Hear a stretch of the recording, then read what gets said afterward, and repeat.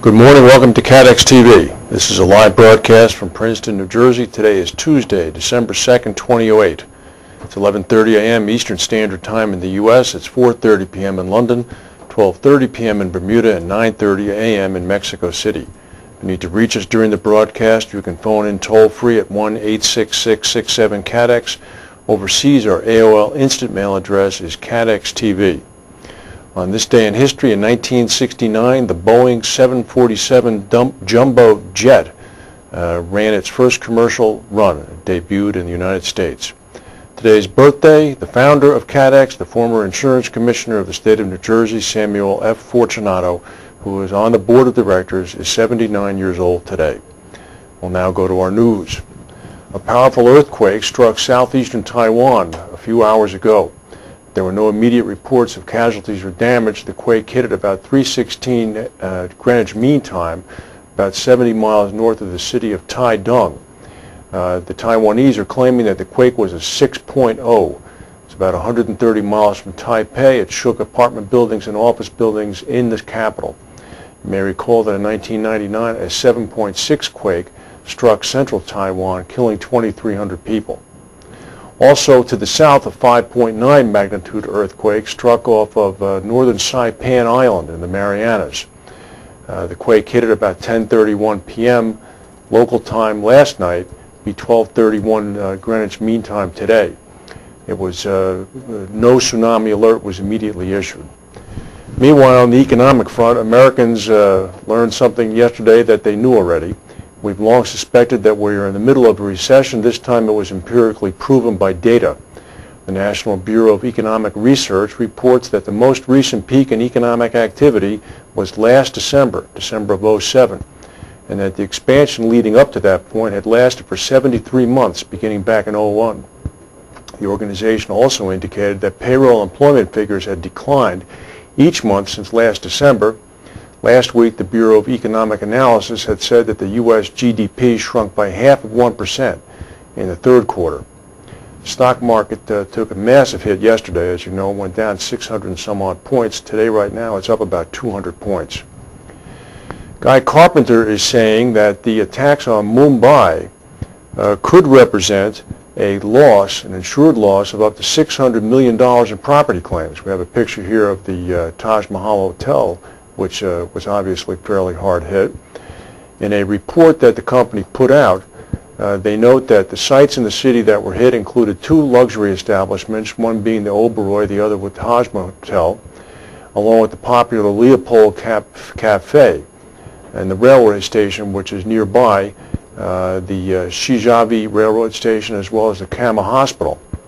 Carpenter said that the 565-room Taj Mahal Palace was damaged by sporadic fires. It's owned by the Tata Group, which has vowed to rebuild the damaged areas of the building. The group said yesterday, "We will rebuild every inch, bring the hotel back to its full glory." The Leopold Cafe, in fact, reopened on Sunday. Some of the information that Carpenter is coming up with indicates that the total, and this is you can find this on their website in a Risk Eye report, they're saying that the P&C loss may hit $600 million. Be interesting to see where that is. I'm sure some of it's placed in London as well. Now, on the I guess the background that's going on here, India picked up intelligence on recent months that Pakistan-based terrorists were plotting attacks against Mumbai targets. The Indian government has demanded that Islamabad hand over suspected terrorists believed living in Pakistan. They provided a list of 20 people to the Pakistani government, and they're demanding that the Pakistanis take strong action against those responsible for the attacks. Secretary of State Condoleezza Rice is on her way to India. She actually played the piano last night for Queen Elizabeth II in Buckingham Palace on her last official visit to London.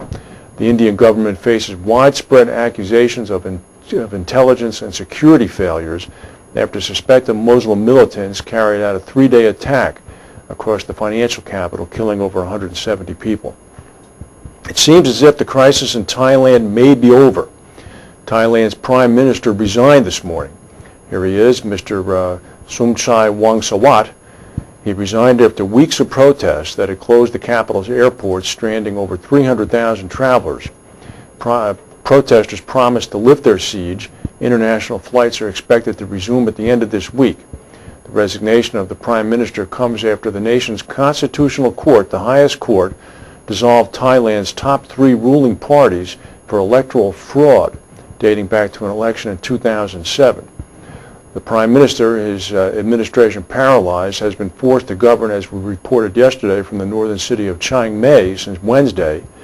He accepted the court's ruling with equanimity. He said, quote, "It's not a problem. I was not working for myself. Now I'll be a full-time citizen again." With the waning of the political crisis, officials in charge of Thailand's airport said that the main Bangkok airport, Suvarnabhumi International, will resume operations Friday.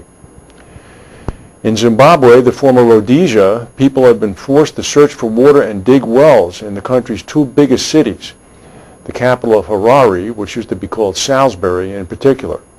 According to the Zimbabwe health officials, a large cholera outbreak is affecting most regions of the country, with more than 11,000 cases and 500 deaths reported between August and November.